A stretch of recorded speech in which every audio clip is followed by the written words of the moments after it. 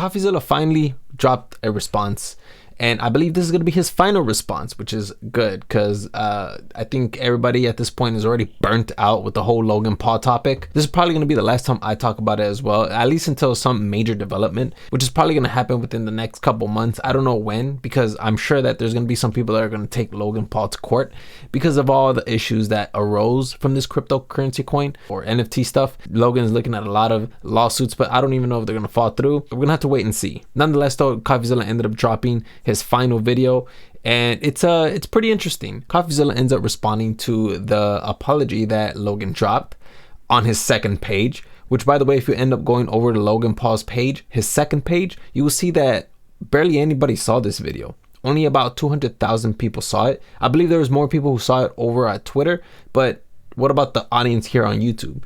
You know, where like the majority of the people come to watch Impulsive. It would have been best to drop that video on his Impulsive podcast channel because that's where the majority of his audience is. Now, of course, he could have dropped it on his regular channel, but what better way to get in contact with the majority of your audience than to drop that video on the Impulsive podcast? So Logan Paul, he ended up apologizing to almost everyone, CoffeeZilla, the devs, the investors, almost everyone. He says, I apologize, guys. At the end of the video, as you guys can see, I know this video is long overdue.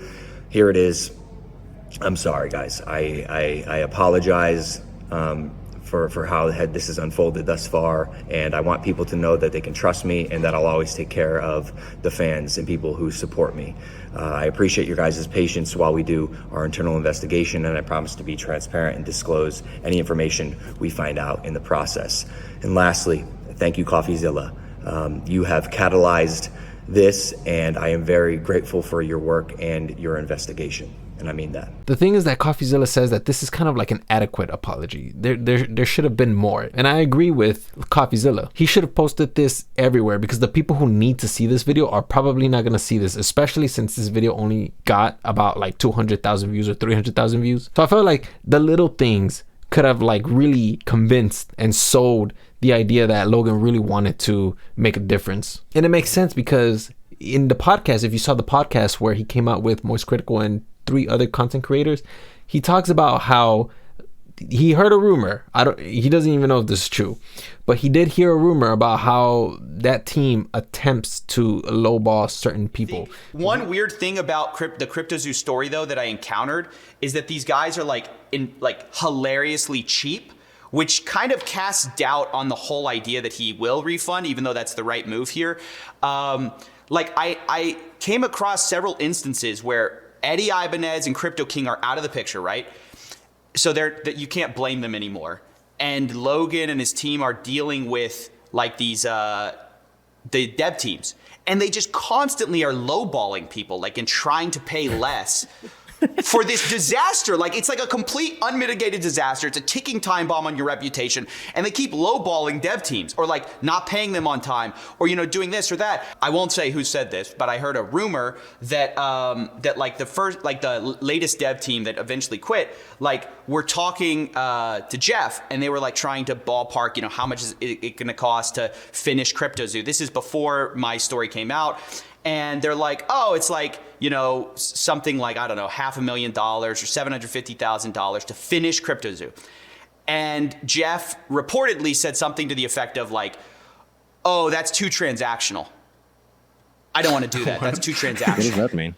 Exactly. The whole thing is transactional. Like, that's like the whole point of it is like you're hiring a dev team. That is literally a transaction. So the terms will probably be negotiated. So there are lower recompensation terms, at least given Logan's record, if this story is true. And of course, Logan ends up talking about how he's going to pay 1.3 million.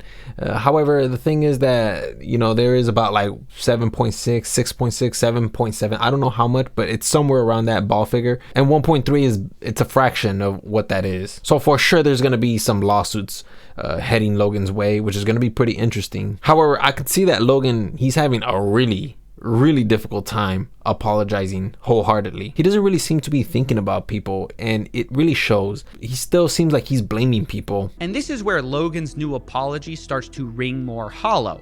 It's in all of the follow-ups after the response video, because I don't know if he can help himself from betraying how he really feels about this, because In another Discord exchange, Logan says, please do not put any more money into CryptoZoo, which, by the way, is quite reasonable to say. But then somebody follows up and says, guys, can someone explain what he said with not investing? But rather than replying, oh, guys, I just meant like I don't want anyone else losing money, or, I don't want anyone else recklessly gambling, Logan replies instead, quote, I will no longer be the scapegoat for anyone's financial decisions, which is a wild response for someone who's claiming to refund people, because it implies that he thinks he's the victim here. And this is just insane to say as the face of this project, which got everyone involved, because I think it betrays how he feels about this situation. The messages that he sends in his Discord are just it's like when he says that I will no longer be a scapegoat. When you use that term, it seems like you're trying to say that I'm no longer going to take fault for this. This case, it is your fault. I mean, it's not completely your fault, but you probably deserve the majority of the blame because you weren't on top of this. Now, I know that CoffeeZilla isn't really looking for this, but I felt like he should have apologized a little more to CoffeeZilla, because I felt like when he made that first response, when everything was blowing up, I felt like he was really intentionally trying to assassinate his character. Now, I know they talked off camera, but the thing is that I feel like the people needed to hear this, because whether Logan Paul likes it or not, the people are involved. And I'm not just talking about developers. I'm not just talking about investors. I'm talking about his audience as well, because you represent the audience as well. And so I think it would have been more effective to just come out and just, admit that, yeah, listen, I messed up. I was a little overwhelmed with emotion and pride got the best of me, and I attempted to do everything I can to survive mentally, or have that ego survive. And so I did some unthinkable things, like try to assassinate a person's character when in reality they didn't deserve that. Because I know he did not mention this, and I wish he would have, but that whole law enforcement thing about how law enforcement called CoffeeZilla's work speculative, well, CoffeeZilla actually addresses that, but not on the video, in the podcast. One thing that stuck out to me was that he made a claim that you worked in law enforcement or something similar to that, and it's been hanging around in my head. I want to know, did that come from anywhere? No, I keep asking where that came from. I was like, where did that? This is so I've been waiting to respond. I'm gonna respond officially on my channel. I'm kind of waiting till he till he does his apology. I was gonna respond, and that was gonna be one of the first claims that I'm like, I have no idea if he made this up or if he heard from somebody. There has been a history of people, obviously.